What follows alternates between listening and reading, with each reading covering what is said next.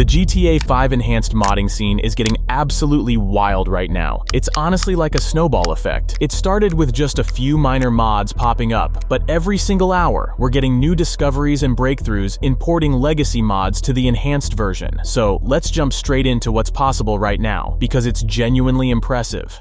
First things first, the script hook finally received its update. This means the majority of scripts we loved in Legacy will soon be ported to Enhanced. It didn't take long for one of the most essential single-player mods, Simple Trainer by Syok, to release an updated version. Literally hours after script hook dropped, the trainer was up and running flawlessly. So now, modding and testing our games is way easier than before. We can spawn cars, teleport across the map, and play around with all the features you've probably missed. On the other hand, the Open 4 team is still silent, and honestly, I'm starting to doubt if we'll ever see another update from them. Maybe they've moved on to other projects, or they're just done with GTA entirely. But luckily, DexEffects has been regularly updating Codewalker, and thanks to that, I've been glued to modding GTA Enhanced non-stop over the past week, testing all kinds of legacy mod conversions. And apparently, I'm not the only one busy converting mods, because the Krogan team just released the very first real-life car mod for Enhanced. And I'm not gonna lie, it's awesome seeing these high-quality vehicles finally making their way into the new version of the game. Meanwhile, Chromatics Enhanced got updated to version 0.2, and I'm absolutely loving the improvements. So let's install both the car mod and Chromatics, and jump into the game to check them out. The update log since my last video is massive, but let's cover the most important changes. They added white streetlights at night, which honestly makes Los Santos look stunning after dark. Reflections on vehicles and other surfaces have improved significantly, now realistically reflecting updated, higher quality clouds.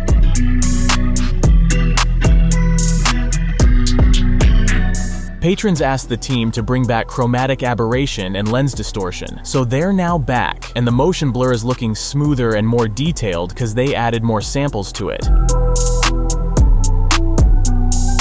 Traffic and pedestrian density were increased as well, making the streets of Los Santos feel way busier and far more realistic. And on top of that, they added higher quality corona lens effects for sirens, cars, and streetlights. That's just scratching the surface, but those are the biggest highlights for me, and I'm genuinely blown away by Chromatics' progress, and I think the mod deserves way more recognition. And yeah, I've seen your comments suggesting core effects and other graphics mods for Enhanced, and while I've tested them, Chromatics still matches my taste way better. With constant updates rolling out, I'll definitely stick with it for a long time. And since I'm supporting them on Patreon, here's a little sneak peek from their Discord server. They're working on implementing Red Dead Redemption 2 style volumetric clouds soon. They just have a couple of tweaks left to make. But honestly, tell me the game doesn't already look insanely fresh. No matter the weather or time of day, I'm constantly amazed by the visuals, and I can't wait to see what the next updates will bring.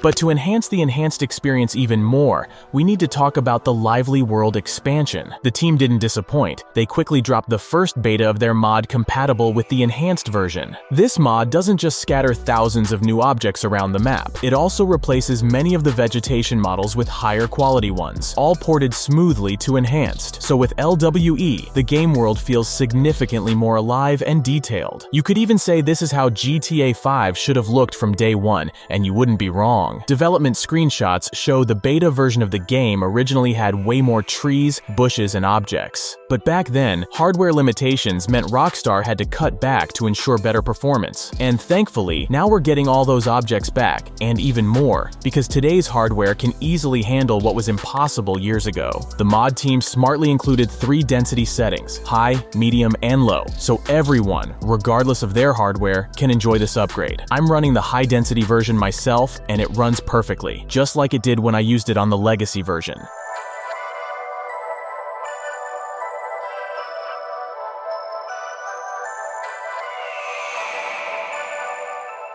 However, it's not all sunshine and rainbows in the GTA 5 enhanced modding world. Over the past couple of weeks of extensive testing, I've noticed that ray tracing seems to struggle a bit when handling multiple mods, whether they're vehicle mods or extensive map mods. In areas with a lot of added detail, ray tracing tends to flicker. You'll see shadows flickering beneath cars or global illumination flickering across trees. It seems like an issue not with the mods themselves, but possibly with how ray tracing was implemented in the game. But hopefully, modders will find a workaround or Rockstar will address this in a patch soon. Additionally, even though Script Hook has been updated, old script mods from Legacy aren't directly compatible with the enhanced version. So essential scripts like Heap Adjuster or Resource Adjuster are still missing, meaning we can't heavily mod the game without risking crashes, regardless of how good our game config is. There's also the tricky part of combining mods right now. For example, Chromatics and LWE both modify the update RPF file, making it seem impossible to use them together at first glance. But that's where CodeWalker and OpenRPF come into play. These tools allow loading modified files directly from a mods folder. I'll admit, I was skeptical about CodeWalker and pretty loyal to Open4, but since the release of Enhanced, my opinion has completely flipped. CodeWalker is now a lifesaver. It's more advanced and can be intimidating if you're used to Open4, but trust me, it's worth learning if you want to combine various mods. Cause right now, manual editing of files is the only option,